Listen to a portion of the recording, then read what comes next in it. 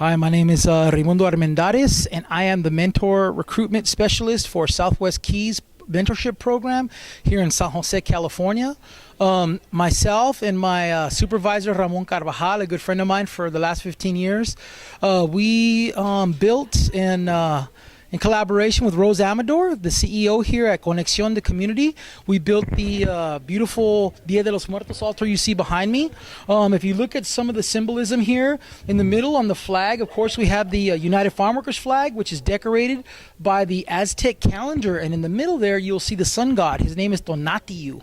Tonatiuh, if you look at his tongue, is actually a flint knife, and that represents that people's words and what you say is powerful. It can either be a tool, for example, like when you cut your food, or if you need to cut down some trees or weeds around your house, or it could be a weapon. So you need to be careful about your words and make sure that you choose them wisely and you use them wisely. Also, if you look here, we have what's called the cempasúchil, or marigolds, Aztec marigolds, to our indigenous ancestors, which are not just the Aztecas or the Aztec or Mexica people, but all the indigenous people of Mexico, the Toltecas, the Mayas, the Yaquis, the people of Teotihuacan. These are very sacred, and this color is actually the color of the dead. And the reason that we have them in a circle here is because this is the wheel of life, or the sacred hoop, and it represents life, that life is a continuum, it never ends. So if you look at the Dia de los Muertos skulls here, you'll see them painted with flowers and decorations and beautified. The reason being is because they don't want death to be something fearful, but for it to be something celebrated as a part of life. And if you paint the skulls with flowers and bright colors, they're less scary.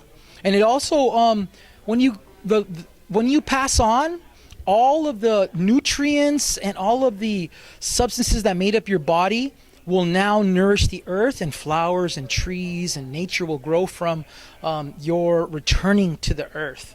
If you see here, we have lots of different skulls. We also have there's a people in circle with their arms around each other. We burn incense in that, which is copal and sage.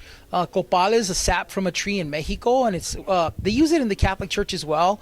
They call it frankincense, but it's actually also used in indigenous ceremony. We also have salt and water. Salt because salt preserves life and it makes things last, and water because water represents life and nothing can live without water. We have beans and corn because those are the gifts of Mexico to the world, and those are sacred foods that we are the foundation of our diet in Mexico and give life. Beans and corn.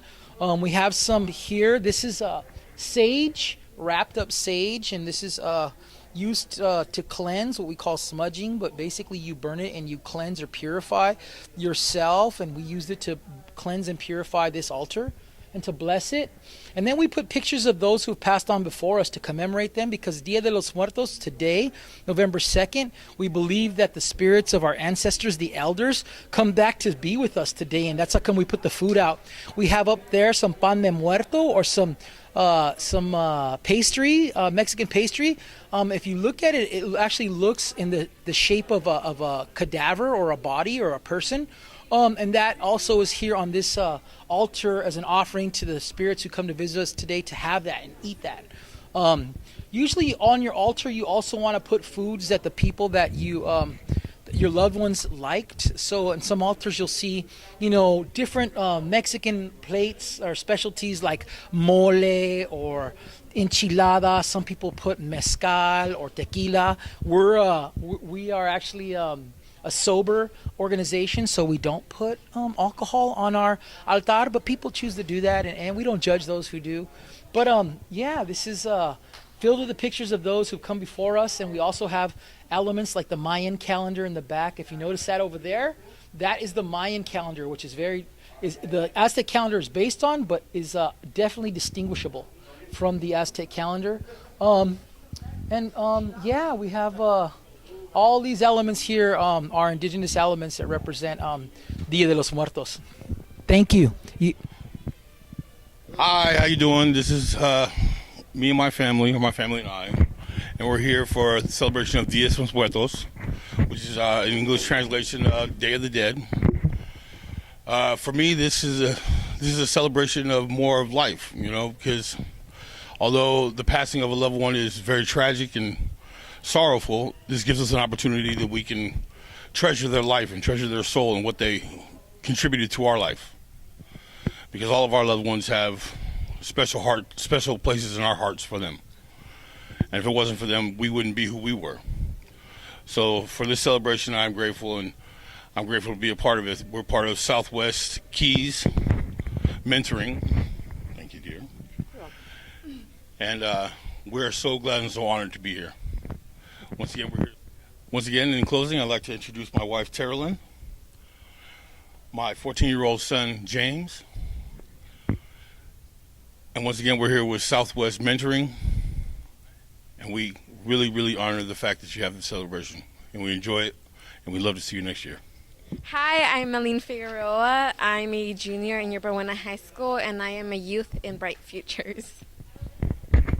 Hi, my name's Alicia, and I go to Yerba Buena High School, and I'm a volunteer here at... Hey, I'm Cesar Delgado. I'm a volunteer at Conexión with Bright Futures, and I'm a junior at Apollo High School.